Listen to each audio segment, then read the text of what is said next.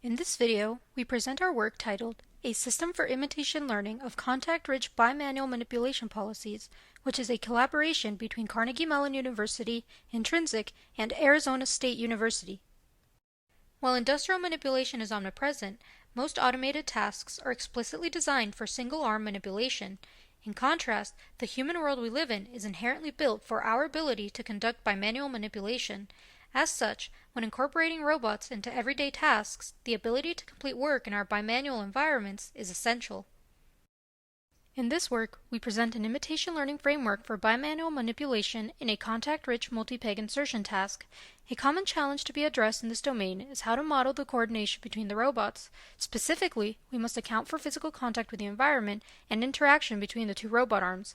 The presented system combines insights from admittance control and machine learning to exact control policies that can recover from and adapt to a variety of disturbances in time and space, while also effectively leveraging physical contact with the environment. At its core, our system addresses these challenges in 4 steps. Given a set of multimodal sensor inputs containing force torque data, the current robot state, and the object's position and rotation, a Bayesian interaction primitive is learned. The interaction primitive allows estimating the current task progress in space and time, given a small set of supervised training data. The task progress is then estimated in terms of a phase value between 0 and 1, allowing the system to account for perturbations. Finally, the system utilizes an admittance controller to adapt to the interaction forces between the robots during the joint manipulation task, as well as the contact with the environment during peg insertion. A critical aspect of our framework is the ability to reason about time. In particular, we perform real-time phase estimation from a variety of multimodal sensing data. To estimate the state of the robot, we input observations composed of the measured force, vision, and joint data. Given these observations, we generate a posterior over the state ST of the robot. Our state definition contains spatial and temporal components. The spatial component is parameterized by the weight vector theta. In contrast, the temporal phase and phase velocity are defined as phi and phi dot respectively. A fixed set of basis functions are multiplied by the spatial weight vector theta to form the robot's motion trajectory. Then, the estimated phase phi determines the current temporal state within the task. Over the duration of the task, phi progresses from 0 to 1. The speed by which we move through time is determined by the phase velocity phi dot. The system jointly performs spatial and temporal estimation in order to predict the future poses of the robot. When external forces are present, induced by a human or due to contact with the environment, the admittance controller allows the robot to adjust its motion. In this case, the phase is dynamically re-estimated. As a result, the system can recover from a variety of perturbations in time and space. To highlight the phase estimation again, we plot the estimated phase over the duration of the simulation. We see that in the beginning of the behavior, the phase gradually increases. However, when the robot is pushed backward, phase estimation decreases its estimate of where we are in time.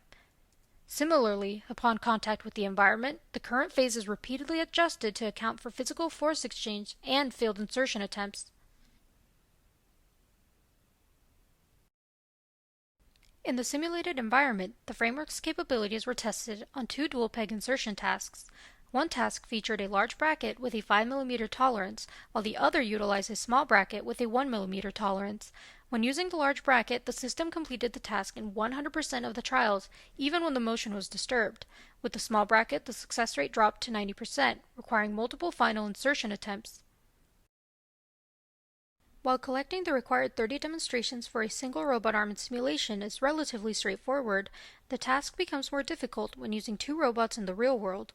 In this work, we evaluated teleoperation and kinesthetic teaching with respect to ease of use and richness of the collected dataset.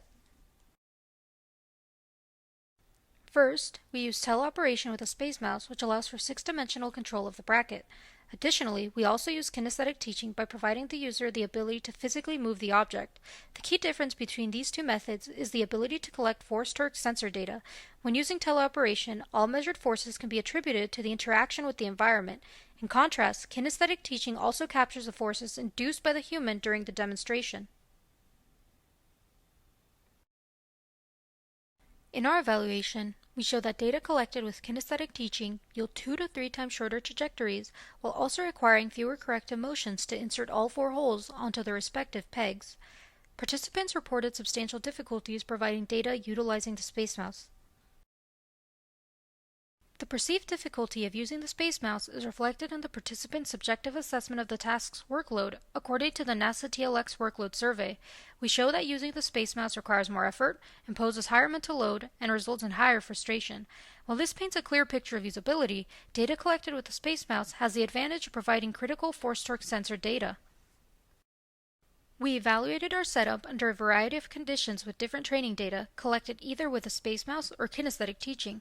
Our results indicate that despite low usability, the Space Mouse data substantially increased the success rate of the insertion task. We argue that this improvement is largely attributed to the availability of force sensing.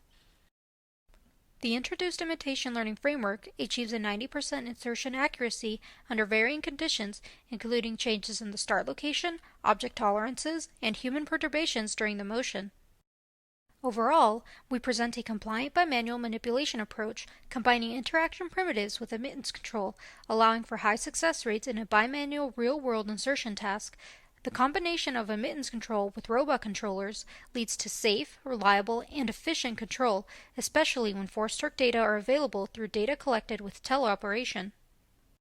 The framework is available for download at bimanualmanipulation.com, including the simulation environment with 1 and 2 robot arms presented in this work, as well as the used imitation learning algorithms. Features include interaction primitives, phase estimation, admittance control, and data collection methods. For data collection, we provide the Space Mouse as well as the PS Move controller. Thank you for listening. The code for this work, full paper, and additional videos can be found at the link below.